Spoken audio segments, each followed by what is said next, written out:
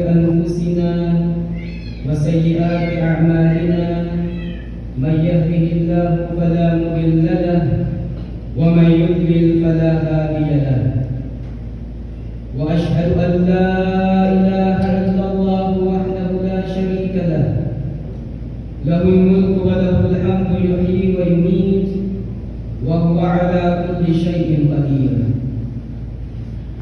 وأشهد أن محمدا عبده ورسوله أرسله الله للناس بشيرا ونذيرا وداعيا إلى الله بإذنه وسراجا منيرا صلوات الله وسلامه عليه وعلى آله وأصحابه ومن تمسك بسنته إلى يوم الدين أما بعد فيا عباد الله أوصيكم ونفسي بتقوى الله تبارك وتعالى فقد فاز المتقون.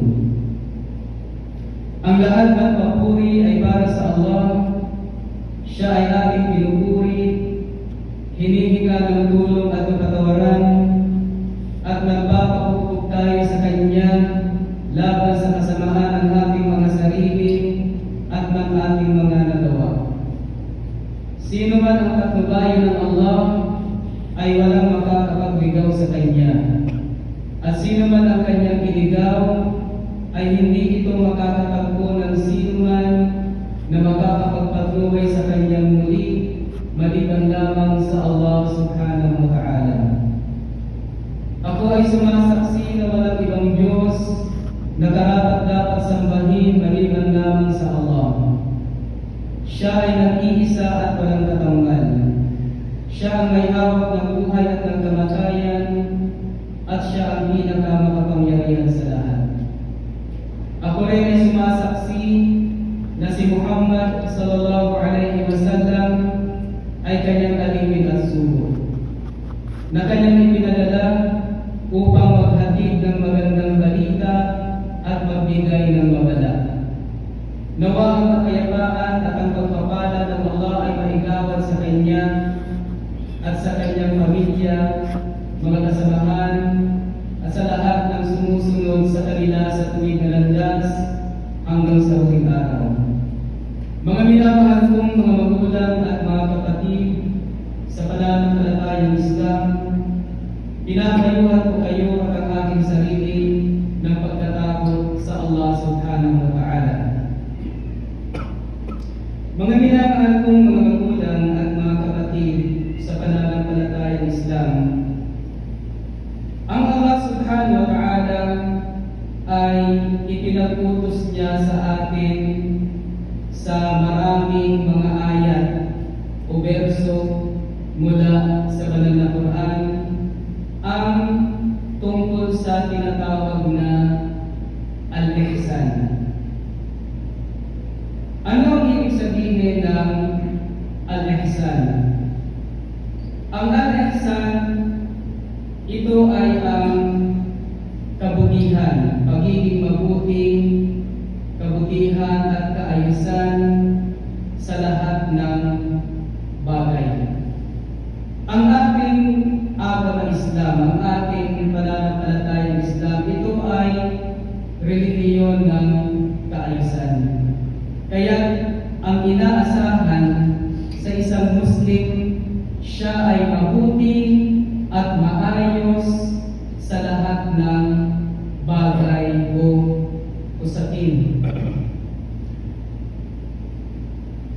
Sinabi ng Allah subhanahu wa ta'ala sa Kanyang banal na Quran, Ba'da'udhu billahi minash shaitanir rajim. Hal jazaa'ul ihsani illa al-ihsan. Ibig sabihin, ang gantimpala ba ng kabutihan ay walang iba kundi ay kabutihan. Siyempre ang nais iparating sa atin dito ng Allah subhanahu wa ta'ala ay ang ihsan o ang kabutihan at kaayusan na iyong ginagawa, walang ibang ipapalit dyan ang Allah subhanahu wa ta'ala maliban lamang sa kabutihan din. Hindi pwedeng gagawa ka ng kabutihan, subalit ang ipapalit dyan ng Allah subhanahu wa ta'ala bilang gantimpala ay kasamaan. Hindi. Kapag kabutihan ang ginawa mo, ay walang ibang ipapalit dyan ang Allah subhanahu wa ta'ala kundi ay kabutihan. Sinabi ni Abdullah ibn Abbas radiyallahu anhu tungkol sa pagpapaliwanag ng ayat na ito, hal jazaa'u al-ihsani illa al-ihsan, hal jazaa'u man qala la ilaha illallah wa 'amila bima jaa'a bihi Muhammadun sallallahu alaihi wasallam illa al-jannah.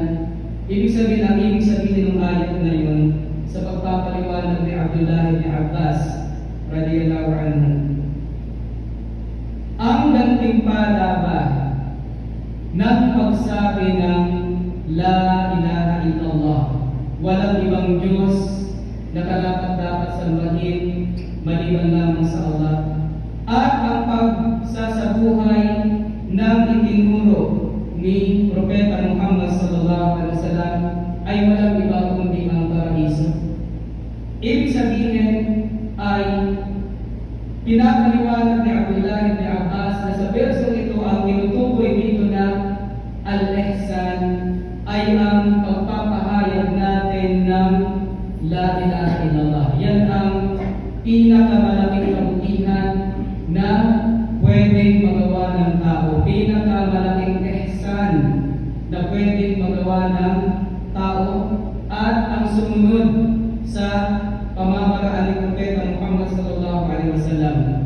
At walang ibang gantimpala na ipapalit dyan ang Allah subhanahu wa ta'ala maliban na lamang sa paraiso. Mga minamahal kong mga magulang at mga kapatid sa pananampalatayang Islam, sinabi pa ng Allah subhanahu wa ta'ala sa kanyang banal na Quran tungkol doon sa mga nagpakabuti at nagpairal ng kaayusan dito sa mundo, ay ang kanyang gantimpala ay ang paraiso ng Allah subhanahu wa ta'ala. Sabi ng Allah subhanahu wa ta'ala sa kanyang banal na Quran, ba'da'u billahi minash shaitanir rajim, lilladheena ahsanul husna wa ziyadah. Para sa mga nagpakabuti ay ang al-husna, ang reward na ibibigay ng Allah subhanahu wa ta'ala doon sa mga alipin niya na nagpakabuti ay ang al-husna. Anong ibig sabihin ng al-husna? Sabi ng mga mufassirun, mga ulama na nagpapaliwanag ng kahulugan ng banal na Quran, ang tinutukoy dito na al-husna ay ang paraiso ng Allah subhanahu wa ta'ala.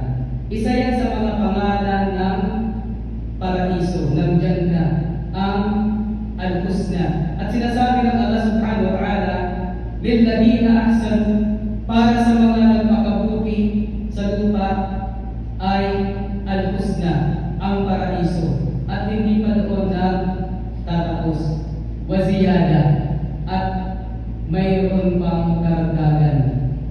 Paraiso at may karagdagan. Sasabihin ng isang alipin ng Allah subhanahu wa ta'ala, nabigay na yung paraiso, yung al-husna, meron pa bang maidadagdag dyan? Na yan ang pinakaasam-asam ng mga alipin ng Allah subhanahu wa ta'ala, yung makapasok sila sa paraiso. Meron pa bang maidadagdag dyan na gantimpala? Meron, dahil sinabi ng Allah subhanahu wa ta'ala dito sa ayat na ito, wa ziyada, ang paraiso at mayroon pang karagdagan. Wala yarhaqu wujuhuhum, at hindi mababalot ng kahihiyan ang kanilang mga mukha. Wala dilla, ni ng pagka sabihin ng pagiging kahamak-hamak. Hindi mababalot ang kanilang mga mukha doon sa paraiso ng kalungkutan o ng kahiyaan o ng kahihiyan at ng pagiging kahamak-hamak. Ulaika ashabul jannah hum fiha khalidun. Sila ang mga taga-paraiso at sila doon ay mananatiling magpakailanman. Ano yung ziyada? Ano yung karagdagan na ibibigay ng Allah subhanahu wa ta'ala doon sa mga nagpakabuti at nakapasok doon sa paraiso? Nabanggit sa isang hadith na sinabi ng Propeta Muhammad sallallahu alaihi wasallam tungkol sa pagpapaliwanag ng ayat na ito, na az-ziyadatul madhkuratu fi hadhihi al-aya al-karima bi annaha an-nadar ila wajhillahi al-karim fil jannah. Anong ibig sabihin? Pinaliwanag ni Propeta Muhammad sallallahu alaihi wasallam sa ibang mga hadith, ano yung ziyada na yan? Binigyan ka na ng paraiso at mayroon pang sobra. Sabi ng Rasul sallallahu alaihi wasallam ay ang sobra na yan ay ang pagpapahintulot ng Allah subhanahu wa ta'ala sa taga-paraiso na sila ay tumingin sa mukha ng Allah subhanahu wa ta'ala ng direktahan. Ibig sabihin, ang mga taga-paraiso lamang ang pahihintulutan ng Allah subhanahu wa ta'ala na makita siya ng direktahan. Wala pang nakakita ng direktahan sa Allah subhanahu wa ta'ala. Yung mga propetang nauna noon na hiniling nila na makita ang Allah subhanahu wa ta'ala, hindi sila napagbigyan. At pinakita ng Allah subhanahu wa ta'ala sa isang propeta na nilantad niya ang sarili niya sa isang bundok at ang bundok na yung nayari sa bato ay sumabog at naging alikabok. Ibig sabihin, ang katawan natin ay hindi nakadesenyo, hindi nakahanda para ilantad sa atin ng Allah subhanahu wa ta'ala ang kanyang sarili. At maging si Propeta Muhammad sallallahu alaihi wasallam, nang tinanong siya ni Aisha radhiyallahu anha tungkol sa nangyari sa gabi ng Al-Mi'raj. Pag sinabing Al-Mi'raj ay yung isinama siya ni Anghel Jibril sa langit at nakausap niya ng direktahan ang Allah subhanahu wa ta'ala. Tinanong siya ni Aisha kung nakita niya ba ng direktahan ang Allah subhanahu wa ta'ala. Ang sinagot sa kanya ni Propeta Muhammad sallallahu alaihi wasallam, nurun paanda araw. Ibig sabihin, mayroong liwanag. Paano ko siya makikita? Ibig sabihin, mayroong tabing, mayroong humarang na liwanag sa pagitan ng Allah at ni Propeta Muhammad sallallahu alaihi wasallam, kaya hindi niya nakita ng direktahan ang Allah subhanahu wa ta'ala. Pero sa paraiso ay doon ipapahintulot ng Allah subhanahu wa ta'ala sa mga nakatira doon na siya ay makita, at yan ang ziyada o sobra o karagdagan na reward na ibibigay ng Allah subhanahu wa ta'ala sa kanila bukod pa sa paraiso. At sinasabi ng ating mga ulama na kapag ang mga taga-paraiso ay tumingin sa Allah subhanahu wa ta'ala, ay hindi nila mapapansin ang karangyaan sa paraiso. Makakalimutan nila. Sa sobrang saya ng makita nila ang Allah subhanahu wa ta'ala ng direktahan. Ibig sabihin, yun na ang pinakamatinding kasiyahan na mararanasan ng alipin ng Allah subhanahu wa ta'ala sa paraiso, na ang karangyaan at kaligayahan sa paraiso ay hindi nila mapapansin hanggang tumitingin pa o habang tumitingin pa sila sa mukha ng Allah subhanahu wa ta'ala. Yan ang gantimpala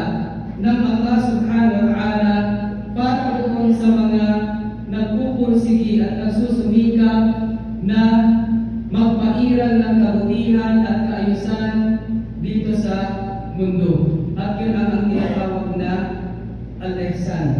Mga minamahal kong mga magulang at mga kapatid sa pananampalatayang Islam, kapag sinabing al-ihsan o ang pagpapakabuti, kabutihan at kaayusan sa lahat ng bagay, marami yan uri. Mayroong ihsan sa ating pagsasagawa ng pagsamba sa Allah subhanahu wa ta'ala. Al-ihsanu fi ibadatillah. Ibig sabihin yung ating kabutihan, pagpapakabuti at kaayusan sa pagsasagawa ng ating mga gawaing pagsamba sa Allah subhanahu wa ta'ala. Ito ay nabanggit sa isang hadith na si Propeta Muhammad sallallahu alaihi wasallam ay nagpakita sa kanya si Angel Jibril at nakita ng mga sahaba si Angel Jibril sa anyong tao. At sabi ni Angel Jibril kay Propeta Muhammad sallallahu alaihi wasallam, "Akhbirni 'anil ihsan." Magsalaysay ka sa akin tungkol sa al-ihsan. Sabi ni Propeta Muhammad sallallahu alaihi wasallam bilang sagot, "Al-ihsan an ta'bud Allah ka'annaka tarahu, fa in lam takun tarahu fa innahu yaraka." Ang al-ihsan ay ang sambahin mo ang Allah na parang nakikita mo siya. At kung hindi mo naman siya nakikita, ay alam mo at nararamdaman mo na ikaw ay nakikita niya.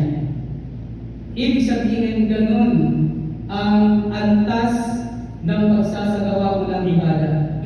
Halimbawa, ikaw ay nagsasala, ramdam na ramdam mo na pinagmamasdan ka ng Allah subhanahu wa ta'ala. Bawat kilos mo, ramdam na ramdam mo at alam mo na pinagmamasdan ng Allah subhanahu wa ta'ala. Bawat sinasabi mo, kung ikaw ba ay mataimtim sa iyong mga sinasabi sa salat, o nasa isip mo ba ang iyong mga sinasabi, alam mo na, alam yan ng Allah subhanahu wa ta'ala. Ganyan ang ihsan sa pagsamba. Sa anumang uri ng pagsamba, ginagawa mo ang mga ibadah na parang nakikita mo ang Allah. Subalit kung hindi mo naman siya nakikita at talagang hindi mo nakikita, ay ramdam na ramdam mo at buong buo sa iyong isip na pinagmapasdan ka ng Allah subhanahu wa ta'ala. Kaya ang magiging resulta niyan ay pagbubutihin mo ang pagsasagawa mo ng ibadah na iyong ginagawa. Dahil na rin sa pagkahiya mo sa Allah subhanahu wa ta'ala na hindi mo pagbutihin ang pagsasagawa sa kanyang ipinag-uutos. Mga minamahal kong mga magulang at mga kapatid sa pananampalatayang Islam, isa ring uri ng ihsan o pagpapakabuti at kaayusan ay ang al-ihsan sa lahat ng mga bagay na ating ginagawa. Anong ibig sabihin nito? Na ito ay maging tugma sa pamamaraan na itinuro ni Propeta Muhammad sallallahu alaihi wasallam. Kabilang sa ihsan o pagpapakabuti ay sinisikap mo na kapag ikaw ay gumagawa ng gawaing pagsamba ay ipinutulad mo ito sa ginawa ni Propeta Muhammad sallallahu alaihi wasallam. Hindi ka gumagawa ng bid'ah o mga katuruan na hindi kasali sa Islam, dahil yan ay labag sa pagpapakabuti. Kaya tayo na mga Muslim, kapag tayo ay gumagawa ng mga gawaing pagsamba sa Allah subhanahu wa ta'ala, tayo ay nagsasala, tayo ay nag-a-ablution, tayo ay nag-aadan, tayo ay nag-fasting, nag-hajj, at kung ano-ano pang mga gawaing pagsamba na ating ginagawa, sinisikap natin na ito ay tugma sa sunnah ni Propeta Muhammad sallallahu Yan ay isa ring uri ng ihsan o pagpapakabuti at kaayusan sa ating mga gawain. Mga minamahal kong mga magulang at mga kapatid sa pananampalatayang Islam, isa ring uri ng ihsan o pagpapakabuti at kaayusan sa lahat ng bagay ay ang kabutihan sa mga nilalang ng Allah subhanahu wa ta'ala na kabilang sa mga tao at mga hayop. Ibig sabihin, ang Muslim ay karaniwan na sa kanila dahil sa pagsunod nila sa Islam na sila ay mabuti sa kanilang kapwa-tao at maging sa mga hayop. Sinabi ng Allah subhanahu wa ta'ala sa kanyang banal na Quran, wa ahsinu innallaha yuhibbul muhsinin. At kayo ay magpakabuti. Katotohanan ang Allah ay minamahal niya ang mga nagpapakabuti. Sinabi rin ng Allah subhanahu wa ta'ala sa isa pang ayat, wa'budullaha wa la tushriku bihi syai'an. At sambahin ninyo ang Allah at huwag kayong magtambal sa Kanya ng anumang bagay. Wa bil walidayni ihsanan. At para sa mga magulang ay ang kabutihan. Ihsan. Inutusan tayo ng Allah subhanahu wa ta'ala na sa pakikitungo natin sa ating mga magulang ay pairalin natin ang al-ihsan, ang kabutihan at kaayusan. Mabuti ka sa pakikitungo sa kanila, mabuti ka sa pagtrato sa kanila, mabuti ka sa pakikipag-usap sa iyong mga magulang, meron kang respeto at hindi mo sila pinapahiya o sinasaktan. Kabutihan sa pagtrato sa ating mga magulang. At hindi pa doon nagtatapos. Wabidil kurba at kabutihan sa mga kamag-anak. Kabutihan sa mga kamag-anak. Ano man ang katayuan ng ating mga kamag-anak, sila man ay mayaman, sila man ay mahirap, kailangan maging mabuti ang pakikitungo mo sa kanila. At kung sila ay nangangailangan, sila ang higit na dapat na iyong tulungan. Dahil sila ay bukod sa mga kapatid mo na sa Islam, sila ay mga kamag-anak mo pa na mayroon kang inaalaga ang relasyon sa dugo sa pagitan mo at pagitan nila. Wal yatama at sa mga ulila, kailangan maging mabuti sa mga ulila, mga namatayan ng tatay na hindi pa sila umabot sa edad ng puberty. Sila ang mga ulila. Wal masakin at sa mga mahihirap. Wal jari bil qurba at sa mga kapitbahay na malalapit sa iyo. Mga kapitbahay na malalapit sa iyo. Wal jari junubi at sa mga kapitbahay na malalayo sa iyo. Kailangan mo maging mabuti sa kanila. Wasahibi bil jambi at doon sa kasama mo sa paglalakbay. Naglakbay ka at kasama mo yung isang tao. Katulad ng nangyayari noon sa panahon ni Propeta Muhammad sallallahu alaihi wasallam, sila ay naglalakbay sa caravan. Kailangan mabuti ka sa kasama mo sa paglalakbay.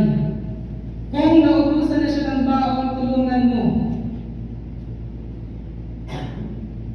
Wabnis sabihin at sa mga manlalakbay na sila ay na-stranded, nakulangan sila ng pamasahe, nakulangan ng pera para makarating sila sa kanilang pupuntahan. Wama malakat ay manukum at sa inyong mga alipin. Sa panahon ngayon wala ng mga alipin. Subalit sa panahon ng Rasul sallallahu alaihi wasallam na mayroon pang mga alipin, ipinag-utos ng Allah subhanahu wa ta'ala na maging mabuti sa kanila. Huwag silang atingin, huwag silang alipustahin at tratuhin sila sa pinakamainam na pagtrato. Nawa ay biyayaan tayo ng Allah subhanahu wa ta'ala ng al-ihsan. At nawa ay matutunan natin ang al-ihsan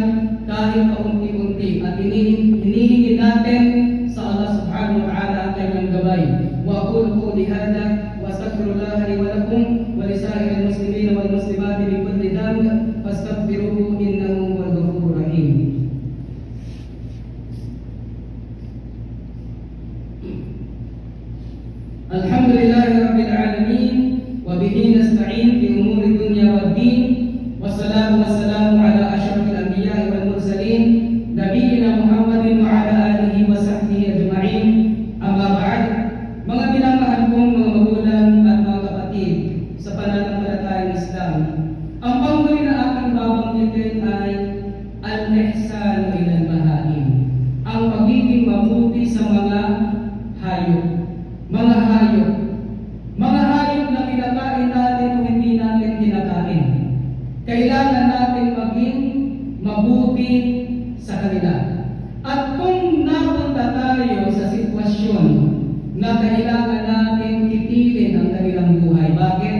Dahil kakainin natin o kaya mayroon silang panganib na pwedeng idulot sa atin, sinisikap natin na ang pagkitil sa kanilang buhay ay nasa kaayusan pa rin.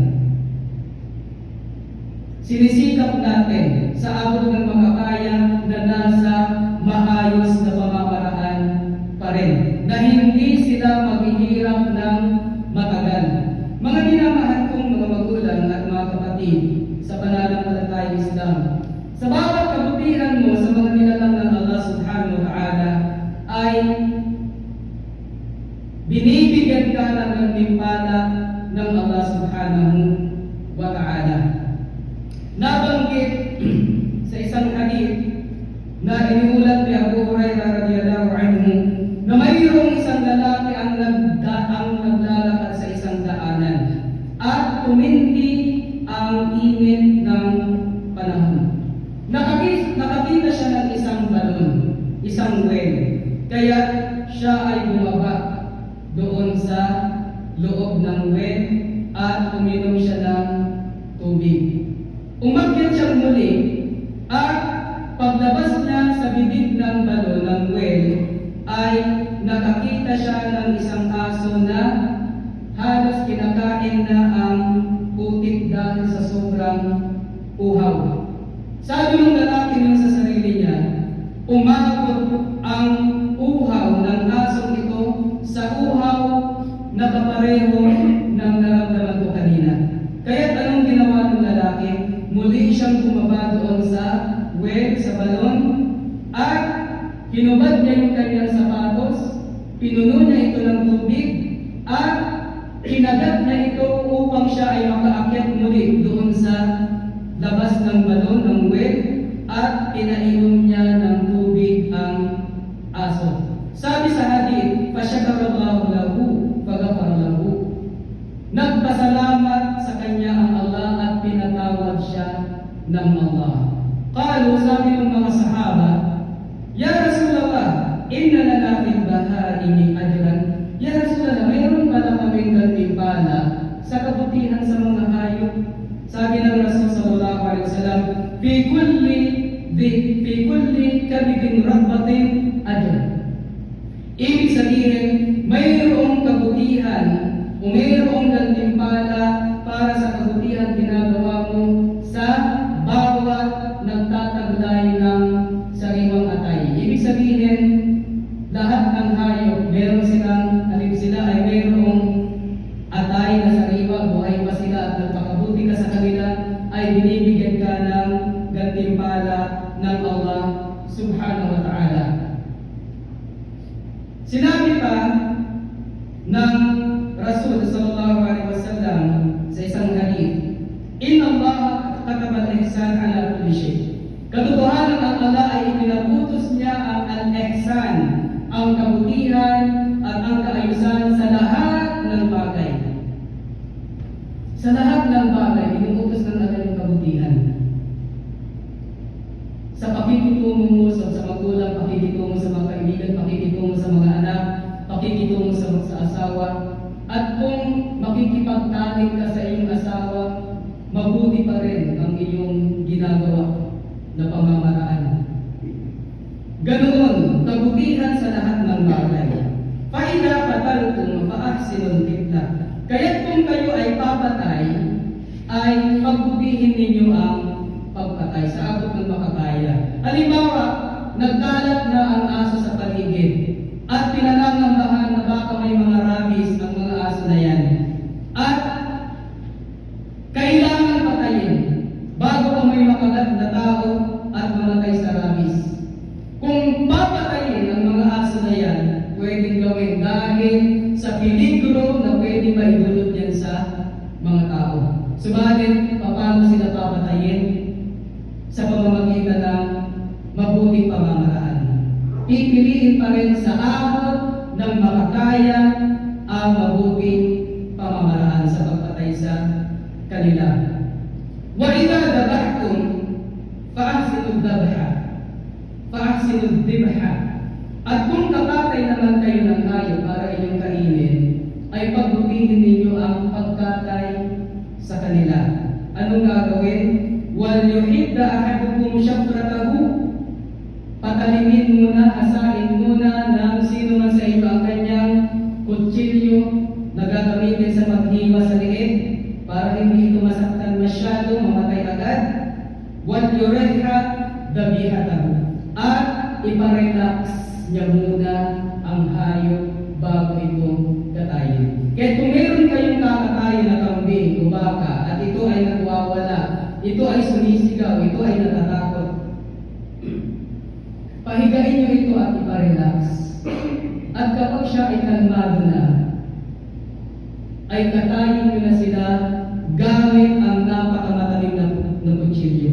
Yan ay al-ihsan, kabugihan at kaayusan maging sa pagkatay ng hayop na ating kakatayin. Mga minamahal kong mga magulang at mga kapatid sa pananampalatayang Islam, ito ang kagandahan ng Islam. Kung ang mga Muslim lamang ay pinapairan nila ang al-ihsan sa kanino man at sa lahat ng bagay at usapin ay lilitaw ng gusto ang kabutihan ng Islam at kaayusan. At maaaring ito ay makapag-inganyo sa mga hindi Muslim na sila ay yumakap sa Islam. Nawa ay dagdagan tayo ng Allah subhanahu wa ta'ala ng kaalaman at nawa ay ibilang niya tayo sa mga muhsinun o yaong mga nagpapakabuti. Ayuhal mu'minun, sallu ala nabiyyikumul karim fa inna Allah amarna bidhalik wa bada'a binafsihi faqala inna Allah wa malaikatahu yusalluna ala nabi ya ayyuhalladhina amanu sallu alayhi